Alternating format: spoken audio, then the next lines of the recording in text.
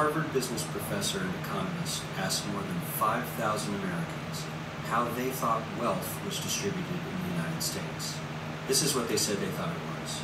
Dividing the country into 5 rough groups of the top, bottom, and middle 3 20% groups, they asked people how they thought the wealth in this country was divided. Then he asked them what they thought was the ideal distribution. And 92%, that's at least 9 out of 10 of them, said it should be more like this. In other words, more equitable than they think it is. Now that fact is telling, admittedly, the notion that most Americans know that the system is already skewed unfairly. What's most interesting to me is the reality compared to our perception.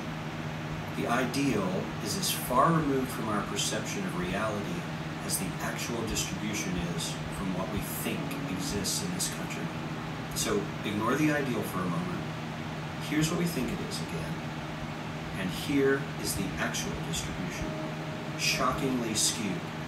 Not only do the bottom 20% and the next 20%, the bottom 40% of Americans barely have any of the wealth. I mean, it's hard to even see them on the chart. But the top 1% has more of the country's wealth than 9 out of 10 Americans believe the entire top 20% should have. Mind-blowing. But let's look at it another way, because I find this chart kind of difficult to wrap my head around. Instead, let's reduce the 311 million Americans to just a representative 100 people. Make it simple. Here they are: teachers, coaches, firefighters, construction workers, engineers, doctors, lawyers, some investment bankers, a CEO, maybe a celebrity or two. Now let's line them up according to their wealth. Poorest people on the left, wealthiest on the right, just a steady row of folks based on their net worth.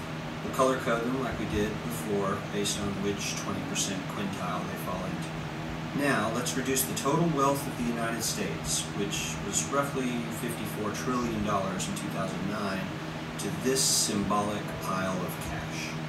And let's distribute it among our 100 Americans. Well, here's socialism, all the wealth of the country distributed equally. We all know that won't work. We need to encourage people to work and work hard to achieve that good old American dream and keep our country moving forward. So, here's that ideal we asked everyone about. Something like this curve. This isn't too bad. We've got some incentive, as the wealthiest folks are now about 10 to 20 times better off than the poorest Americans. But hey, even the poor folks aren't actually poor, since the poverty line has stayed almost entirely off the chart. We have a super healthy middle class, a smooth transition into wealth, and yes, Republicans and Democrats alike chose this curve. 9 out of 10 people, 92%, said this was a nice, ideal distribution of America's wealth. But let's move on. This is what people think America's wealth distribution actually looks like. Not as equitable, clearly, but for me, even this still looks pretty great. Yes, the poorest 20 to 30% are starting to suffer quite a lot compared to the ideal, and the middle class is certainly struggling more than they were, while the rich and wealthy are making roughly 100 times that of the poorest Americans, and about 10 times that of the still healthy middle class. Sadly, this isn't even close to the reality. Here is the actual distribution of wealth in America. The poorest Americans don't even register. They're down to pocket change, and the middle class is barely distinguishable from the poor. In fact, even the rich between the top 10 and 20 percentile are worse off. Only the top 10% are better off. And how much better off? So much better off that the top 2 to 5% are actually off the chart at this scale. And the top 1%, this guy, well, his stack of money stretches 10 times higher than we can show. Here's his stack of cash, restacked, all by itself. This is the top 1% we've been hearing so much about. So much green in his pockets that I have to give him a whole new column of his own, because he won't fit on my chart. 1% of America has 40% of all the nation's wealth. The bottom 80%, 8 out of every 10 people, or 80 out of these 100, only has 7% between them. And this has only gotten worse in the last 20 to 30 years. While the richest 1% take home almost a quarter of the national income today. In 1976, they took home only 9%, meaning their share of income has nearly tripled in the last 30 years. The top 1% own half the country's stocks, bonds, and mutual funds. The bottom 50% of Americans own only 0.5% of these investments, which means they aren't investing. They're just scraping by.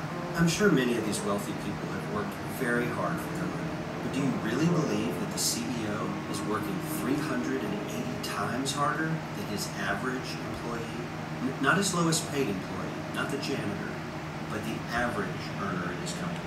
The average worker needs to work more than a month to earn what the CEO makes in 1 hour. We certainly don't have to go all the way to socialism to find something that is fair for hardworking Americans. We don't even have to achieve what most of us consider might be ideal. All we need to do is wake up and realize that the reality in this country is not at all what we think it is. Wake up, America. See this chart? Watch this and wake up. That's what I keep ranting about. When I was young, it wasn't like that. You have grown children in 2020 that are going into their 30s. I'm not talking grown 18 and 19, 20-year-olds. I'm talking going into their 30s that are living with their parents or excited to rent their first house. Okay? Back when I was younger, we were homeowners when we were in our 20s. Why? Because now an American who works their ass off 40 plus hours a week can't afford to buy a house. They have to live in a trailer or with their parents or rent. And they can't even afford rent. Wake up, America. Wake up.